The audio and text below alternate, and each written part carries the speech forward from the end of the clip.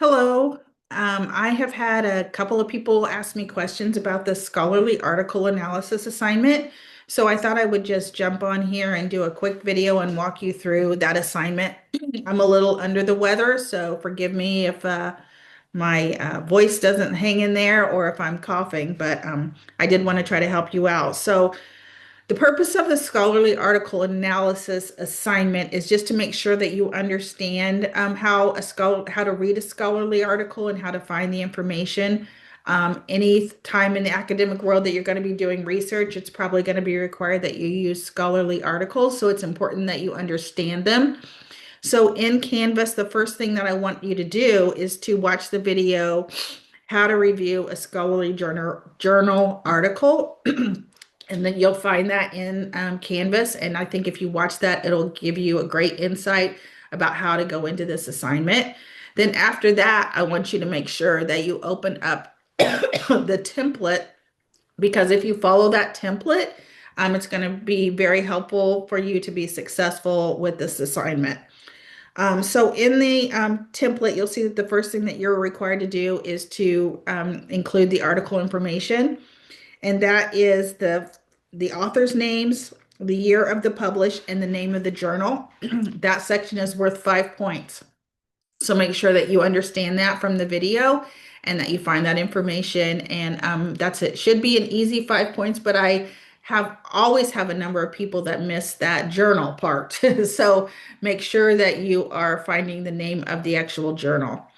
Then the next thing you're going to do is write a 250 word minimum introduction. Make sure that you do meet the 250 word requirement. And in that introduction, you're not going to use any direct quotes. There should be no copy and paste. This is your own words. When you turn in the assignment, you're going to turn it in through the Turnitin app, which actually checks your work against any work that's ever been submitted.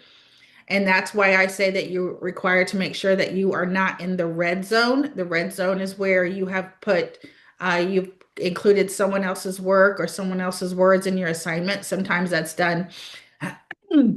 Sometimes it's done just from using quotes, but sometimes it's done from people actually submitting someone else's assignment, and Turnitin will catch you.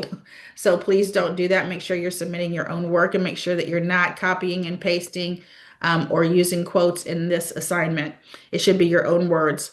Within the introduction, another part of that that's important is the hypothesis, and I need to make sure that you spell that out clearly for me, what you think the hypothesis is.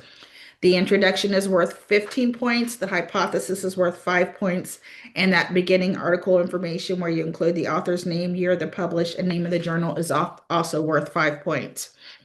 After the hypothesis is the method.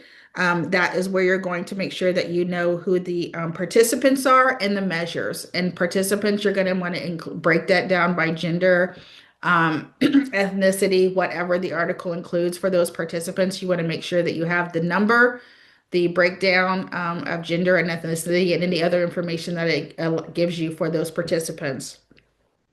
And then you're going to want to make sure that you know the measures. So not just what you're measuring, but the actual measurement tools is important on that one. So make sure that you include that. The results section is not graded, but it is important for you to read that and understand it. So if you're planning, especially if you're planning to major in psychology, it's really important that you develop that understanding of the statistical analysis. So I would encourage you to make sure that you understand that as well. And then the discussion is the last section, again, worth 15 points, a 250 word minimum again. And again, it's in your own words, no copy and paste in this section. The assignments tell you clearly how to upload this into Canvas. Make sure that you give yourself extra time. Don't wait until the last minute. I have had students who have had issues with uploading this assignment. So if it's something that you need to reach out to IT for, make sure you give yourself extra time for that. And if you do have issues uploading it, make sure you call the help desk. I'm not able to help with IT issues. So hopefully that's helpful to you. If you have any other questions, please feel free to reach out. I want to be helpful for you. But I'm hoping that will give you some information that you need to feel more comfortable with this assignment. Thanks so much and good luck.